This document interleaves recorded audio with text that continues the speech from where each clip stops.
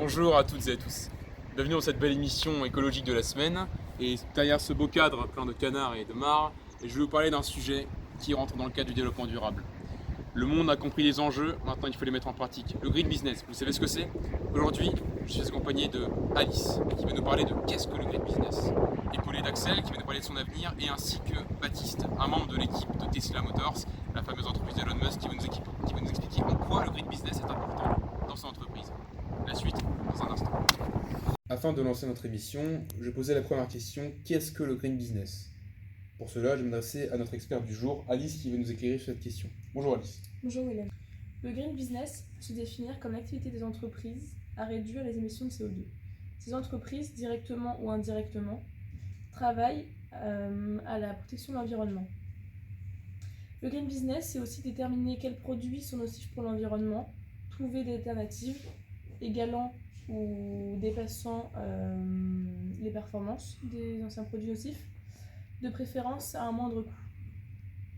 Les entreprises du green business prennent en compte les coûts financiers et environnementaux du cycle de vie des articles fabriqués ou achetés par l'entreprise et tiennent compte de l'argumentation des énergies, ainsi que du stockage et de l'élimination des déchets. Entre autres, le green business est aujourd'hui en plein développement. Après avoir écouté notre experte, qui nous a parlé de qu'est-ce que qu'est le green business, je vais m'adresser maintenant à Baptiste. Baptiste est membre de l'entreprise de Tesla Motors, la fameuse entreprise d'Elon Musk, qui fait du voiture électrique. Baptiste va nous expliquer en quoi son entreprise rentre dans le cadre business vert, green business pour les bilingues. Baptiste, bonjour. Bonjour. Tesla veut faire de ses modèles électriques et de sa production solaire une solution viable à l'échelle des populations et également une vraie solution contre le réchauffement climatique. Également, Tesla veut faire de ses modèles des modèles attractifs, abordables et surtout intéressants en termes de conduite et de design. Aujourd'hui, Tesla a mis en place une façon de produire appartenant à un certain Henry Ford, la Vertical Integration, du fait qu'en fait, nous produisons à la Fremont Factory aux États-Unis, avec un minimum de sous-traitance à la San Francisco Bay, afin de garder notre indépendance et surtout de produire local, c'est-à-dire encore une fois aux États-Unis, car Tesla est une firme des États-Unis.